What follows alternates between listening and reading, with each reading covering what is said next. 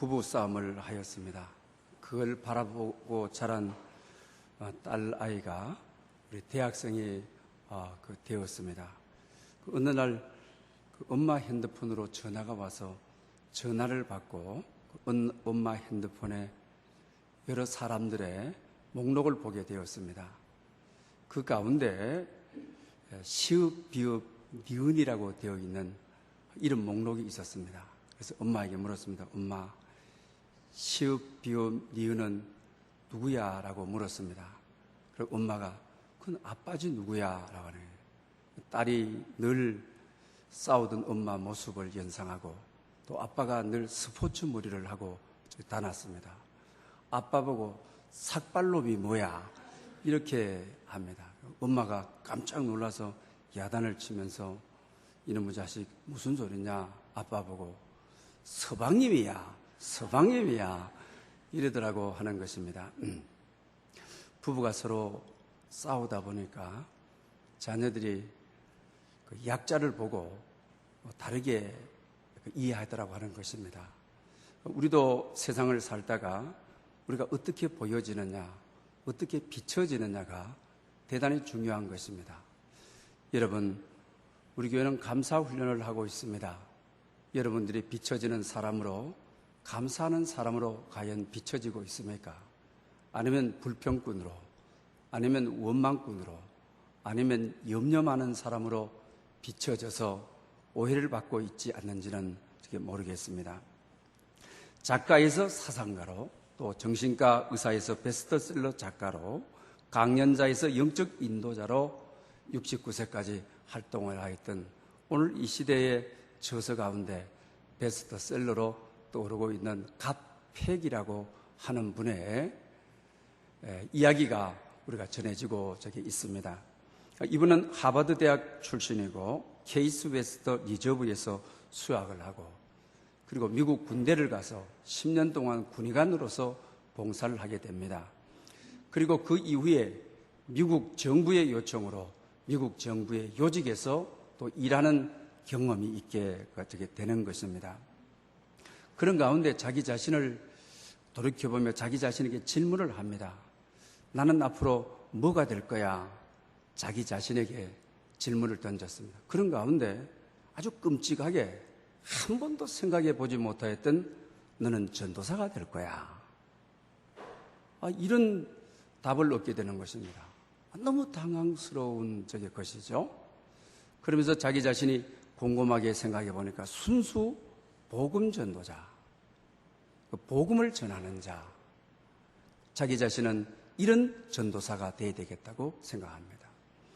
그리고 나서 시대를 보니까 나쁜 소식도 전해야 되고 또 기쁜 소식도 전해야 되는, 좋은 소식만 전하는 자가 아니라 나쁜 소식도 전하는 복음 전도자라고 생각합니다. 여러분 같은 경우에 나쁜 소식과 기쁜 소식을 동시에 전해야 된다고 한다면 뭘 먼저 전하겠습니까? 대부분 여운을 많이 남기기 위해서, 좋은 것을 오랫동안 잡기 위해서 나쁜 소식을 앞에 전하고 기쁜 소식을 뒤에 전하는 것은 모든 사람의 상식입니다. 이분 역시 나쁜 소식을 먼저 전하는데 그 나쁜 소식이 인생은 고통이다라고 하는 인생살이에 대해서 먼저 전하는 것입니다. 그러면서 그 인생살이라고 하는 것은 아주 복잡하다. 그 인생살이라고 하는 것은, 이 고통이라고 하는 것은 우리 삶의 일부이다. 그런데 이걸 떼버릴 수가 없다. 우리 삶하고 같이 붙어 다니는 것이다. 그러니 고통은 우리 생애의 인생살이의 일부이기 때문에 감사해라. 이렇게 말하고 있는 것을 보게 됩니다. 그는 원래 섬불교 신도였습니다. 그래서 그가 제일 처음에 그 책을 쓰던 책이 아직도 가야 될 길이라고 하는 책입니다. 그런데 이 책을 다 쓸 무렵에 자기 자신은 기독교 신자가 되어서 세례를 받게 되는 것이죠. 아직도 가야 될 길이다. 인생살이라는 것은 영적 성숙을 위해서 가야 된 멀고 먼 길이라고 하는 것을 우리에게 가르쳐 줍니다. 그리고 이것을 보완해서 쓴 책이 끝나지 않는 여행이라고 하는 것입니다. 끝나지 않는 여행을 하는 우리가 외로운 것만은 아니다. 또 쓸쓸한 것만도 아니다. 함께 가는 사람의 도움을 받을 수 있고 가장 큰 힘이 되시는 하나님의 도움을 받을 수 있으니 감사하라고 권면하고 있는 것을 봅니다. 그리고 죽기 전에 마지막으로 그리고 저 너머라고 하는 책을 쓰게 되는 것입니다. 그러면서 인간의 나약함을 알아야 된다. 인간의 나약함을 고백해야만 된다. 그리고 우리의 인생을 붙들어 주신 하나님께 우리 인생을 맡기고 감사함으로 살아가야 된다. 이 진리를 우리에게 가르쳐 주고 있는 것을 보게 되는 것입니다. 그러므로 결론적으로는 우리 인생이 만만한 것이 아니다.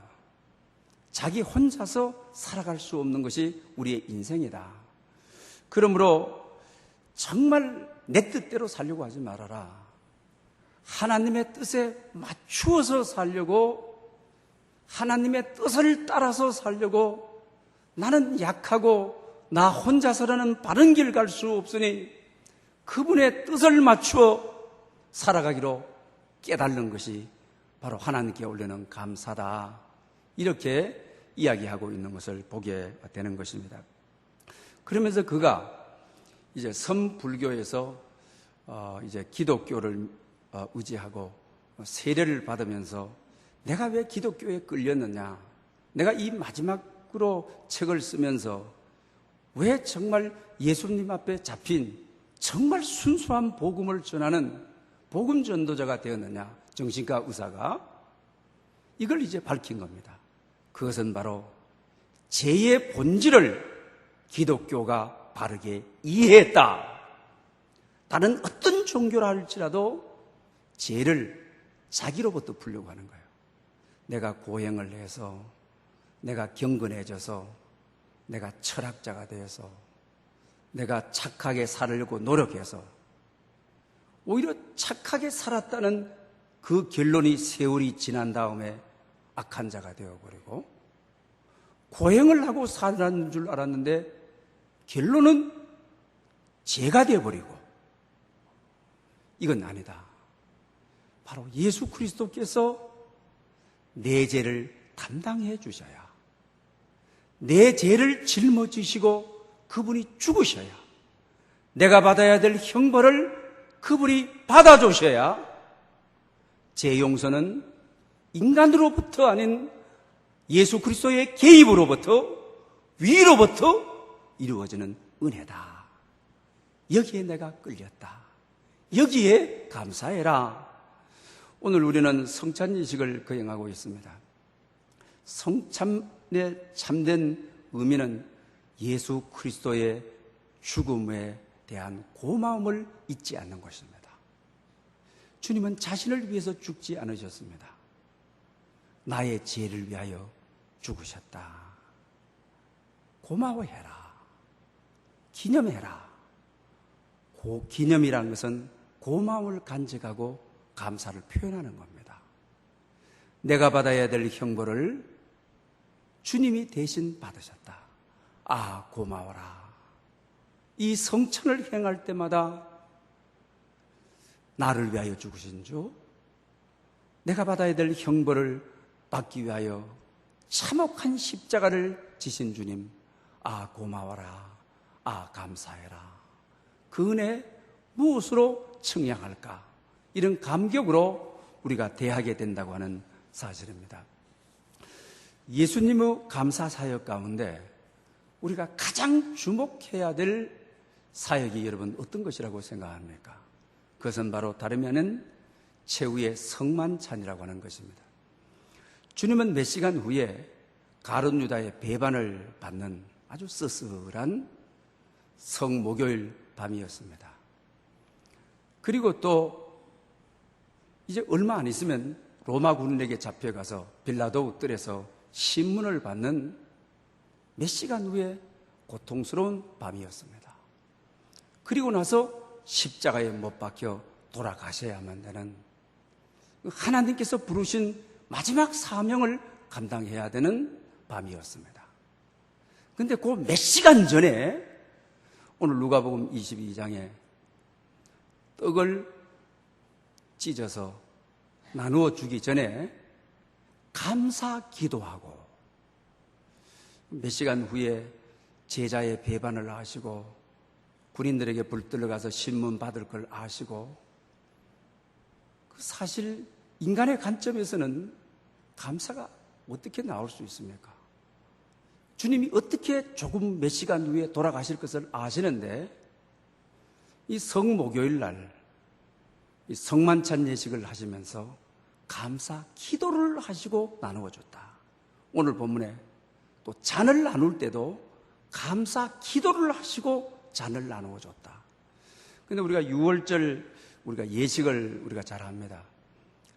우리가 한 번만 잔을 나누고 감사하고 한 번만 떡을 나누는 것이 아니죠. 6월절 예식 절차를 보게 되면 여러 번 잔을 나누고 여러 번 떡을 나누도록 되어 있는 것입니다. 그런데 이 성만찬 예식이 주님께서 단순한 식기도로 떡을 드시기 전에 잔을 드시기 전에 식기도 하셨다. 이것은 분명히 아님을 우리가 알 수가 있는 것입니다. 식기도라고 한다면 이건 정말 하찮은 것이고 또 아주 지역적인 문제라고 할 수 있을 것입니다. 그러나 성경에서는 3번 이상은 분명히 기록하고 마태복음 우리가 26장에도 만찬 중에 잔을 나누시기 전에 감사했다. 3번은 성경에게 분명히 기록하고 있는 것을 보게 되는 것입니다. 그러면 우리가 이 성찬 예식을 우리가 오늘 본문에 누가도 마태는 말할 필요가 없고 마가도 요한은 기록을 하지 않고 있습니다. 그러나 복음서를 쓴 사도 바울이 특히 서신을 많이 썼던 사도 바울이 고린도전서 11장에 대해서 특필을 하고 있다고 하는 것을 우리가 보게 되는 것입니다. 만약에 이것이 식기도라고 한다면 이 복음서 기자들은 이렇게 중요하게 생각하지를 않았을 것입니다. 그러나 바울까지 이것은 너무나도 주목해야 될 감사의 내용이기 때문에 모든 복음서 기자들이 거의 다 기록하고 있다고 하는 사실을 우리가 알게 되는 것입니다. 우리 여러분 인간의 관점에서 한번 생각해 보십시오. 나이 33세에 떡을 찢어서 나누어 준다. 조금 후에 내가 그냥 죽는 것이 아니라 또 내 죄 때문에 죽는 것이 아니라 죄인들의 죄인들을 의롭게 하기 위해서 죽는 자기 연민. 젊은 나이에 이렇게 죽을 수 있습니까? 젊은 나이에 이렇게 죽어가도 되는 겁니까? 정말 불평하고 원망에 무릎을 꿇을 수 있는 밤이었습니다. 차라리 아들 하나뿐인 나를 창조하지 마시든지. 그러나 저 사지로 모는 것입니까?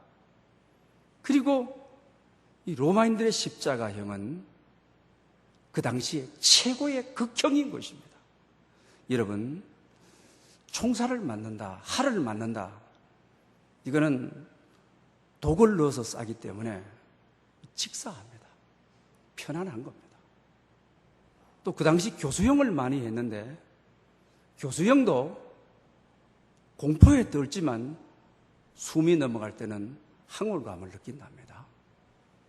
그러나 이거는 십자가에 매달아서 피 한 방울, 물 한 방울 다 빠질 때까지 아주 지켜보는 참혹한 죽음이란 말이에요. 정말 저 인간들 때문에 내가 이렇게 죽는다. 죄 없는 내가 이렇게 처참하게 최고의 형을 받아 아주 분노할 수 있습니다.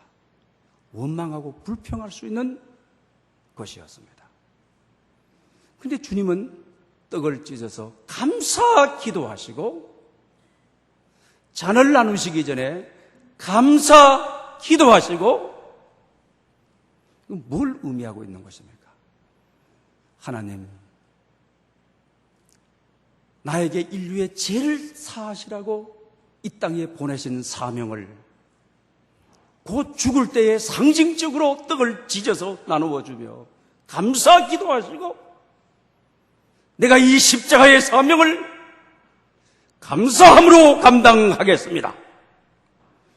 만약에 하나님 앞에 찔찔 짜고 불평원망하고 나를 이렇게 가게 하려고, 나를 이렇게 죽게 하려고 이랬다고 한다면 하나님의 마음이 얼마나 아팠겠고, 구원받은 우리들도 그 현장을 생각하며 은혜로 그냥 받을 수 없는 구원이 되고 말았을 것입니다.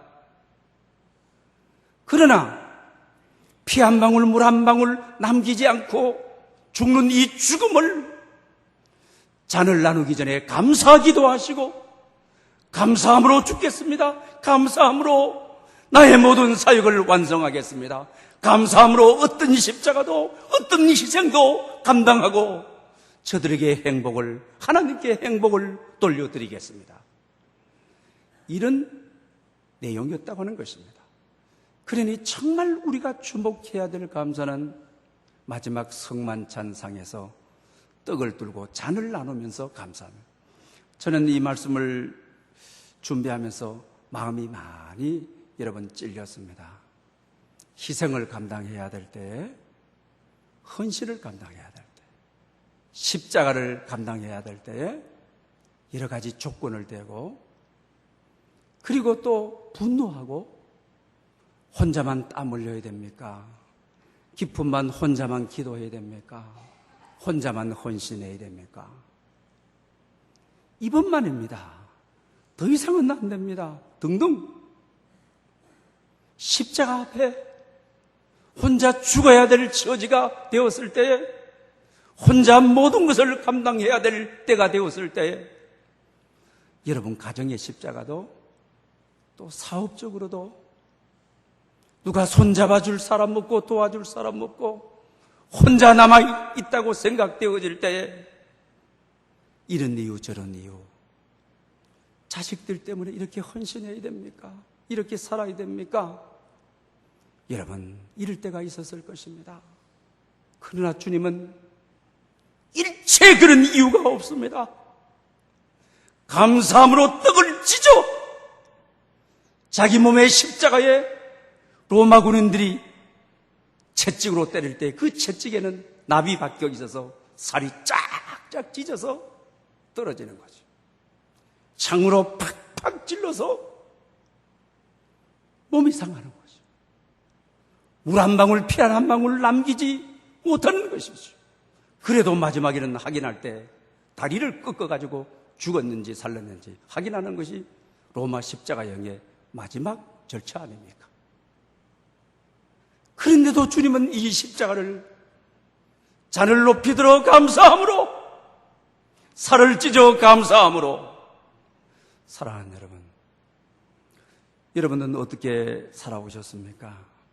가정 공동체를 이끌면서 또 교회 공동체 안에서 여러분 정말 우리가 이 주님처럼, 주님 감사의 영을 부으셔서 감사로 그의 살이 찢기는 십자가의 헌신, 여러분에게만 남겨주는 권사로서, 장로로서, 목사로서, 집사로서 나를 부르셔서 맡겨주신 사명에 감사함으로 감당하겠다고, 감사의 영을 부어달라고, 감사함으로 사역하고 감사하고 함으로 봉사하지 못한 우리의 부끄러움을 용서해달라고 오늘 성찬을 대하시는 사랑하는 여러분들, 이런 기도와 이런 결단으로 주님이 감사의 영이 충만하여 감사함으로 십자가를 지셨던 것처럼 오늘 나를 부르러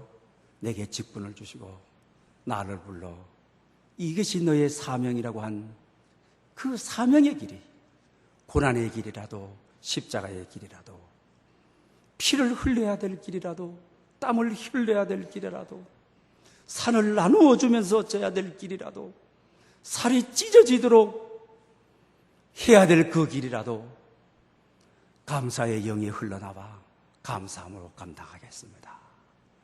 감사함으로 이 사명 충성하겠습니다. 그런 결단으로 성찬에 참여할 수 있는 여러분들 될 수 있기를 바랍니다. 전혜성 씨가 쓴 우리 저 뒤에 책을 갖다 놨습니다. 우리 신간 서적이 다 품절이 되어버렸더라고요. 그래서 제가 인터넷 장터에서, 중고 장터에서 많이 구하려고 했는데 6건밖에 구하지를 못했습니다. 섬기는 부모가 자녀를 큰 사람으로 키운다. 여러분 꼭 어린 자녀를 가지고 있는 분들은 이 책을 꼭 필독하기를 여러분 권합니다. 원래 이분은 지금 예일대 대학 교수로 가르쳤죠. 또 자기 남편은 사실 대사였습니다. 그러나 우리 독재 정권 하에 미국에서 망명 신청을 해서 미국에서 살게 되어지게 되는 것이죠. 아들이 넷이고 딸이 둘인데 딸을 먼저 낳았습니다. 그 딸의 이름이 우리가 고경신입니다. 지금 중앙대 화학과 교수로 계시는데 하버드 대학하고 MIT에서 이학 박사를 받으시고 와 계십니다. 그 다음에 아들을 낳았는데 경주라고 하는 아들입니다. 예일 의대를 졸업을 해서 보건후생부 장관을 지내고 하버드 공공보건대학원의 부학장으로 있습니다. 둘째 아들 동주는 하버드와 MIT에서 의학 박사와 철학 박사를 받았습니다. 셋째 아들 고홍주는 헤럴드 고라고 클린턴 정부에 있을 때에 인권 차관보로 있어서 우리 사회에 이미 알려져 있는 사람입니다. 그 하버드대 로스코 이 법학 박사학을 받고 예일대 석사 교수로 있으면서 법대 학장을 지내셨습니다. 그 다음에 이제 또 딸로서는 막내가 되죠. 경은이가 있습니다. 하버드대 법학 박사를 받고 예일대 법대 석사 임상 교수로 있습니다. 그리고 막내 아들 네 번째 정주가 여러분 있습니다. 하버드에서 사회학을 공부하고 뉴욕 비주얼 아트 대학 미술을 전공하게 되어서 그 분야의 MFA 학위를 최초로 받게 되는 것입니다. 대단한 과정이죠. 정말 엄청난 과정이죠.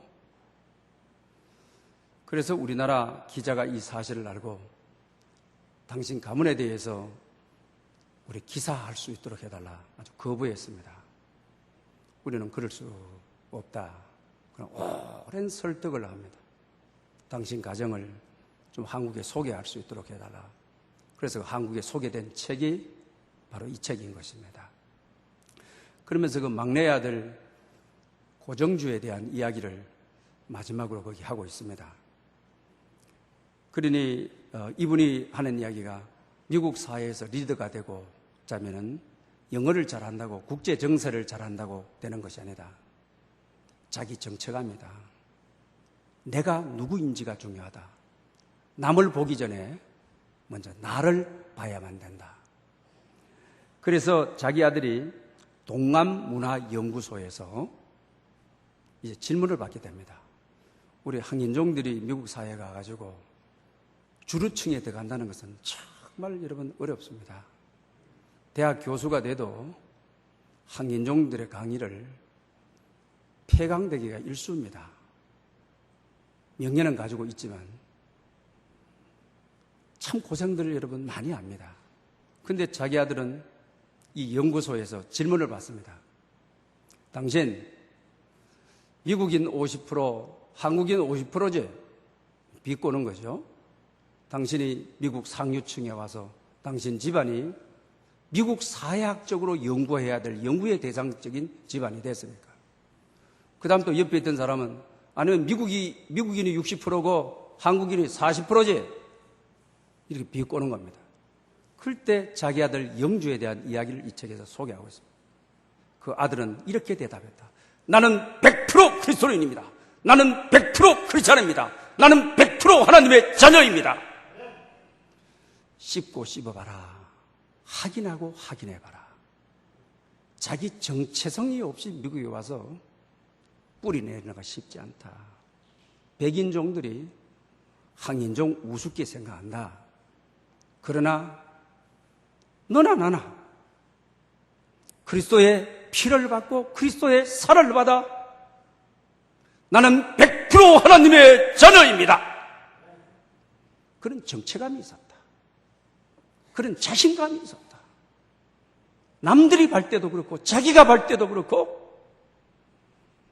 국적인 시야가 아니라 국적을 초월한 천국의 시각을 가지고 하나님의 자녀입니다라고 외쳤다. 그것이 바로 자기 집안이 오늘 여기에 있게 된 이유라고 소개하고 있습니다. 얼마나 놀라운, 저는 정말 머리끝이 선뜻선뜻하도록 감격을 했습니다. 사랑하는 여러분, 우리 모두는 정말로 그냥 내가 아닙니다. 성찬을 통하여 주님의 피를 받아 주님의 피가 흐르고 있는 하나님의 자녀입니다. 주님의 살을 받아 누가 뭐라 해도 나는 주님을 닮은 하나님은 내 아버지임이 분명합니다. 그럼 우리는 여기 확신해야 됩니다. 자신감이 있어야 됩니다. 나는 부족하고 연약하지만, 나는 질그럭이지만 주님이 내 안에 몸과 살로 와서 계시니 정말 나야말로 가치 있는, 내 존재야말로 정말 감사하고 더 깊게 감사해야 될 나라고 하는, 하나님의 사랑받을 수밖에 없고 하나님의 복받을 수밖에 없고 하나님이 나를 잡고 운행하심을 확신할 수밖에 없는 나라고 하는. 그래서 바울은 갈라디아서 2장 20절에서 이제 내가 산 것이 아니요 내 안에 그리스도께서 사실 것이라. 여러분 안에 피와 떡으로 임하신 주님이 살아요. 이 자체만으로 얼마나 우리가 감사해야 될 내용인 것입니까? 여러분, 또 감사는 하늘나라를 준비시켜주는 것입니다. 우리 요한계시록 4장을 보십시오. 보좌가 있고 네 생물이 둘러싸여져 있습니다. 그래서 이 네 생물이 주야로 밤낮으로 하나님께 감사 노래를 한다고 되어 있습니다. 뭐라고 그랬습니까? 전에도 계시고 이제도 계시고 장차 나타나실이라. 그분은 주 하나님, 전능하신 하나님이시라 합니다. 그리고 내 생물을 둘러싸여 있는 미리가 있는 신약의 성도들과 구약의 성도들 12제자와 12지파를 대표하는 24장로들이 둘러싸 앉아가지고 내 생물의 이 찬양을 듣고 감사하옵나니 옛날에도 계시고 이제도 계시는 주 하나님, 전능하신 하나님이여, 이들을 통치하시고 왕노릇하시로다. 할렐루야. 그들에 대하답이 감사하옵나니 20미리가 있는 성도들이 보좌 앞에 올린 찬양이 감사하옵나니 옛적에도 계시고 이제도 지금 우리 예배 가운데도 지금도 계시는 주 하나님,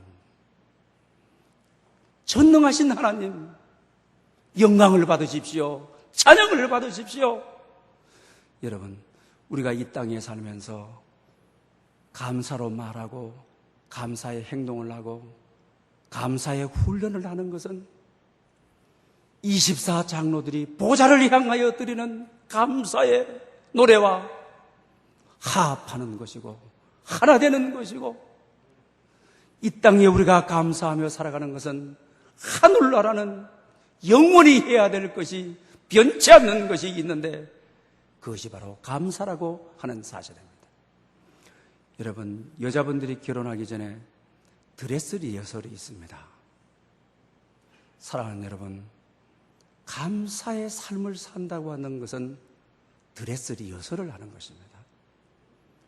하늘나라는 내 생물들도 하나님을 향하여 감사하고 영광을 돌리고 24장로들도 주왕에 계시는 보좌를 향하여 감사하고 영광을 돌리고 이 땅 위에서 감사의 찬양을, 감사의 삶을 드레스 리허설을 하다가 그날 아침 그 문턱에 신랑 되시는 주님을 뵐 때는 리허설이 아닌 실제의 감사로 영원히 감사와 영광이 있는 그 나라에서 우리는 그 사람들이 되어 찬양하게 될 것입니다. 사랑하는 여러분, 감사의 삶이 지속되어 여러분들에게 놀라운 은총이 있으시기를 바랍니다. 저 뒤에 이번 달에 읽을 책 가운데 낸시 레이 드모스라고 하는 감사가 이끄는 삶이라고 하는 책을 저기 갖다 놨습니다. 이분은 미국의 여성 목회자로서의 영향력 있는 사람입니다. 거기 보면 자기 아버지에 대한 이야기를 합니다. 주위에 있는 사람들이 자기 아버지 보고 요사이 어떻게 지내십니까? 하게 되면 일반적인 사람들은 잘 지내고 있습니다. 이렇게 하는데 자기 아버지는 그렇게 하는 법이 없다. 분에 넘치게 잘 지내고 있습니다. 여러분 꼭 이렇게 될 수 있기를 바랍니다. 그런데 이 저자 렌 씨는 자기 아버지가 젊었을 때 방탕자였다. 알코올 중독자였다. 가정을 돌보지를 않았다. 그런데 아버지가 예수를 만나고 나서 내가 이대로 죽었으면 엄청난 형벌을, 보응을 받아야 될 텐데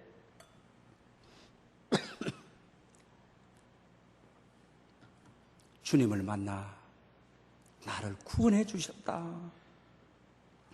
이걸 평범하게 생각하지 않는다. 이걸 특별하게 생각한다. 오늘 본문이 주목해야 될 감사, 아주 주목하면서 예수님께 감사하고 있다. 죄송합니다. 그래서 잘 지내고 계시나요? 하면은 넘치게 잘 지내고 있습니다. 항상 이렇게 대답한다고 하였습니다.